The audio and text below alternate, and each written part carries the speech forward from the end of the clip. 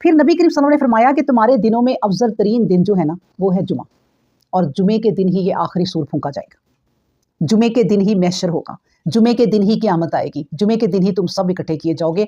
हालांकि मैं आपको साथ ही ये भी बता दूं कि कोई दिन नहीं होंगे। क्यों दिन क्यों नहीं होंगे?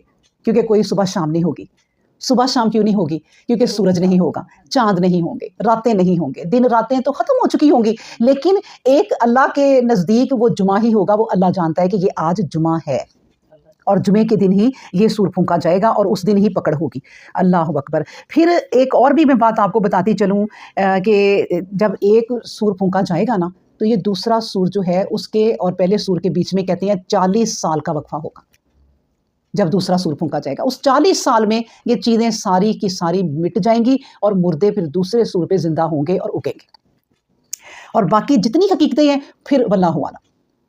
और क्योंकि हम जो कुरान में लिखा है उसको पढ़ के समझने की कोशिश करते हैं, लेकिन हकीकत क्या है जब हम आँख खोल के ये सब कुछ हम भी देखेंगे। हमारा ईमान है कि जो हम पढ़ रहे हैं इसको हम भी देखेंगे, और उस वक़्त हकीकत क्या होगी वल्लाहु आलम, वो बेहतर तो अल्लाह ही जानता है। लेकिन अल्लाह तबारक व तआला को पसंद है कि उसकी आयतों पर गौर करो और उसकी आयतों को समझने की कोशिश करो।